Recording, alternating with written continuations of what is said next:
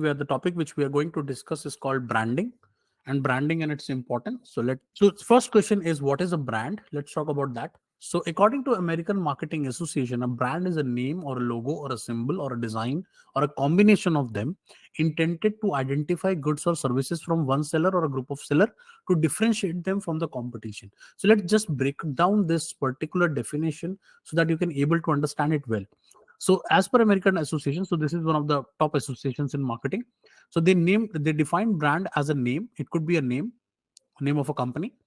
It could be a logo, any logo which we see on or any symbol, or it could be any symbol, or it could be any design, or it can be a combination of them. That means it could be a combination of name and logo, it could be a combination of name and design, and intended to identify the so main purpose is to identify the goods or services. So whatever you are, so whenever we look at a brand, we easily identify, okay, this is BMW, this is Audi, this is Toyota, this is Honda. We just identify it, right?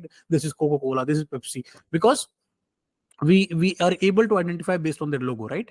From one seller or a group of sellers. So it could be like one seller selling a product or service, or it could be a group of sellers selling a product or service, to differentiate it from the competition. So basically there are two purposes. First, identify the goods, right product from the right brand, and second, differentiating them from the competition. So that is also very important, that you differentiate from the competition. So look at the company's name, like General Electric, Samsung. They use their name for all their products, whereas the companies like HUL and Procter and Gamble, they use their brand names. So they have different brand names. Like HUL has so many brands. They have different brands like Lakme, Dove. These all are brands, right?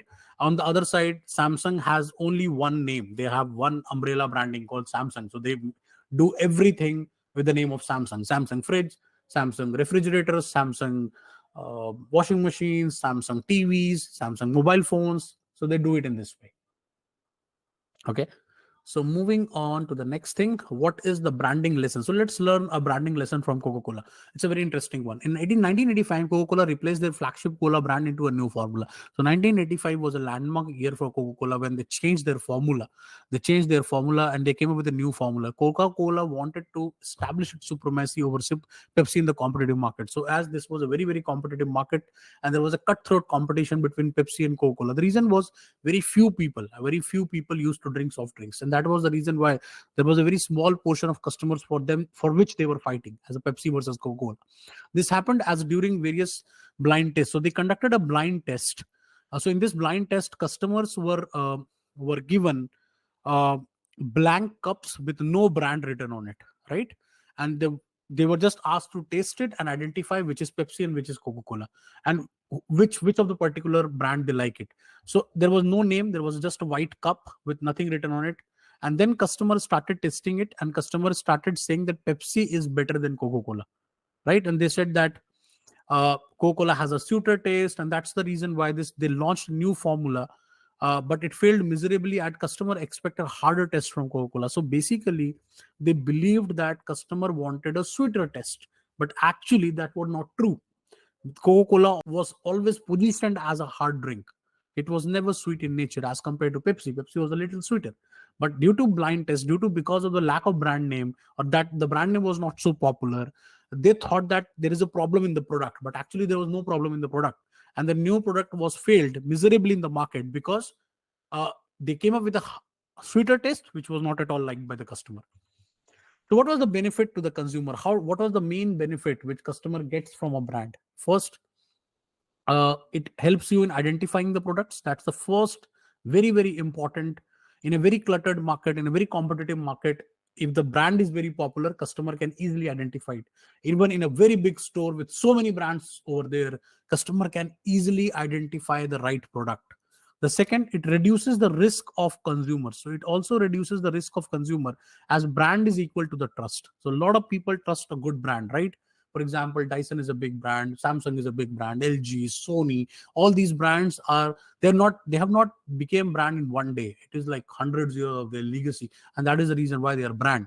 And that is the reason why we should never, and that's why consumer always trust brand. And that's why they are able to pay higher amount of money also, because that reduces the risk. They are always feeling relaxed because they have bought a very good product. Third, it provides a symbolic meaning to the customer. So sometimes it matches with the personality or the status with the customer, and that is the reason why it provides that symbolic meaning. For that's the reason why a lot of luxury cars, Rolls Royce, Apple, these products are very popular among customers. It helps in differentiating the products also. So for customer, it is also helps in differentiating from the competitors. So if even if the brand, even if the uh, product color is same, the packaging is same, still consumer is able to identify because of the brand name. Brand promises a bond and a promise among the consumers. So brand itself is all about promise, and it also provide that bond and promise about the consumer. So it is very important that as a brand you should be very uh, you try to keep up your promise, right? So this was the benefits to the customer. What are the benefit to the marketers? So what are the manufacturer? What the first is, it provides you legal protection. So since you have trademarked your logo, design, name, so it provides you that legal protection that no other company will not be using it.